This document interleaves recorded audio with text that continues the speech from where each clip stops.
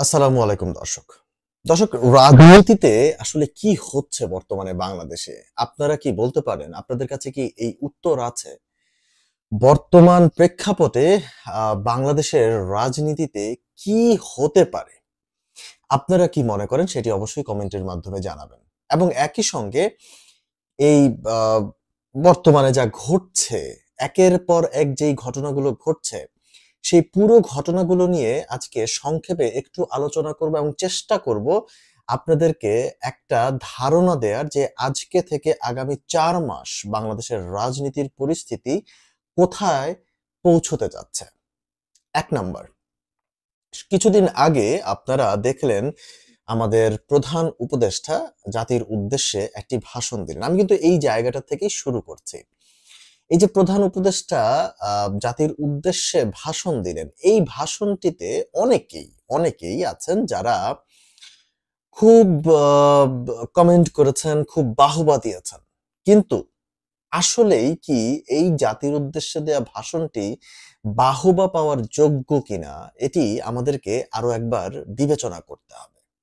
দর্শক, একবার চিন্তা করে দেখুন তো, আমি আমার অনেক আ ভিডিওতে বারবার করে বলেছি যে, রাজনীতি এমন একটা জায়গা এবং ডিপ্লোম্যাটিক আ কূটনৈতিক পরিবেশ, এমন একটি পরিবেশ যেখানে আসলে আবেগ নয়, বিবেকও নয়, আপনার অ্যাকচুয়ালি যে মন আছে, আই মিন সরি, অ্যাকচুয়ালি যে ব্রেইন আছে, সেই ব্রেইন থেকে আপনাকে ভাবতে হবে। ইটস অনেকটা দাবার মতো। অতএব এই রাজনীতির খেলা কখনোই শেষ হবার নয়।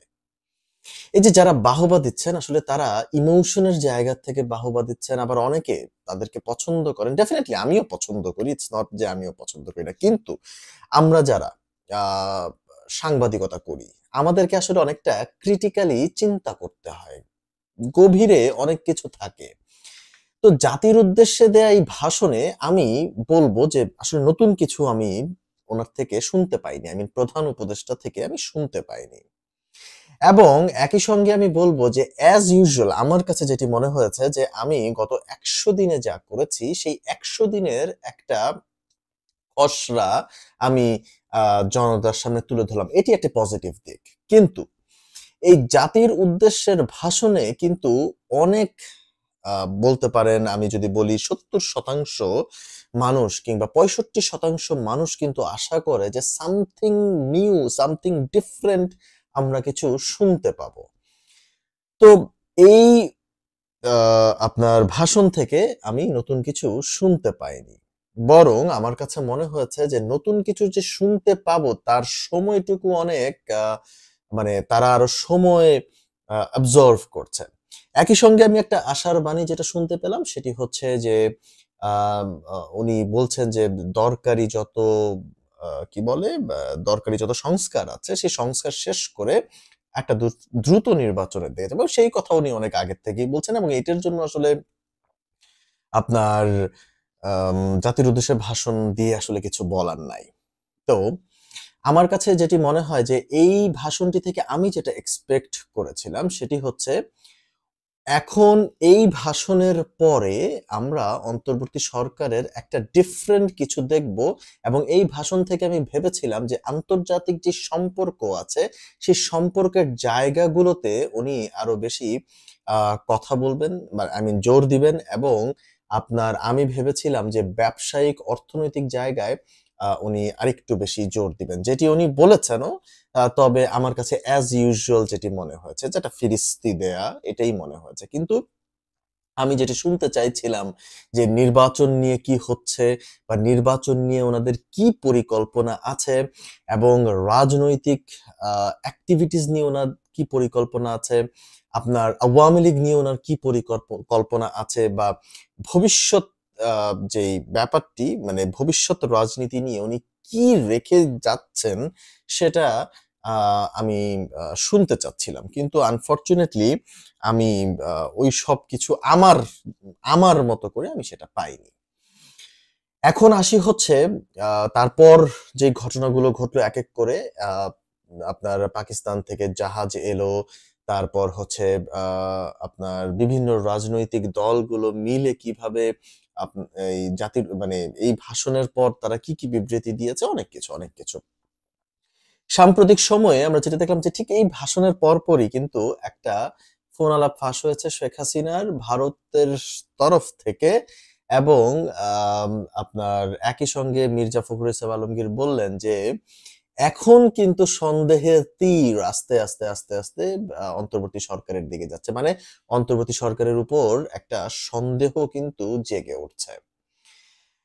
তো এই যে একটা ক্রাইসিস মোমেন্ট, আমি যেটি অনেক আগেই আশঙ্কা করেছিলাম যে রাজনৈতিক একটা ক্রাইসিস মোমেন্ট তৈরি হবে ফেব্রুয়ারি কি মার্চ, মার্চ এর পরে কিংবা এর আগে দিয়েই একটা শুরু হবে আপনার ক্রাইসিস মোমেন্ট বাংলাদেশের রাজনীতিতে, সেটি কিন্তু এখন দৃশ্যমান হতে চলেছে।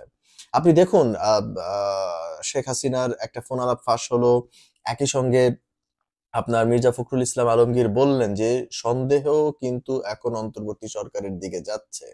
এখন এই যে রাজনৈতিক একটা যে আপনার ক্রাইসিস দ্রুততম সময়ের মধ্যে তৈরি হতে চলেছে, সেই দিকটাতে কিন্তু অন্তর্বর্তী সরকার আমার কাছে মনে হচ্ছে খুব বেশি একটা নজর দিচ্ছে না। আবার নজর দিলেও হয়তোবা তারা আন্দাজ করতে পারছে না যে কি ধরনের ক্রাইসিস হতে পারে। একই সঙ্গে আমি যেটি বলবো সেটি হচ্ছে, আপনি যদি দেখেন আপনার আসিফ মাহমুদ একটি কথা বলেছে যে বিভিন্ন দূতাবাসগুলো থেকে একটা প্রেশার আছে যেন আওয়ামী লীগকে নিষেধ না করা হয়। সো এই যে বিষয়গুলো একের পর এক ঘটছে, এগুলো কিন্তু একটা বার্তা দিচ্ছে বাংলাদেশের রাজনীতিতে। অতএব এই সরকারকে যা করতে হবে খুব দ্রুততম সময়ের মধ্যে করতে হবে, এবং দ্রুততম সময়ের মধ্যে একটা রাজনৈতিক দলের কাছে ক্ষমতা হস্তান্তর করতে হবে। অন্যথায় আপনারা যেই সরকারের বিরুদ্ধে, মানে এই অন্তর্বর্তী সরকার বা আই মিন টু সে যে ছাত্ররা, হ্যাঁ, যাদের বিরুদ্ধে আন্দোলন করেছে, এই জনতা, এই বাংলাদেশের জনগণ যাদের বিরুদ্ধে আন্দোলন করেছে, তারা কিন্তু একটা অ্যাডভান্টেজ পাওয়ার সম্ভাবনা খুব বেশি আমি বলতে পারি। এবং একই সঙ্গে আমি বলবো যে যদি ওই মুহূর্তটি চলে আসে, তবে বাংলাদেশের জন্য একটা বড় অশনি সংকেত অপেক্ষা করছে।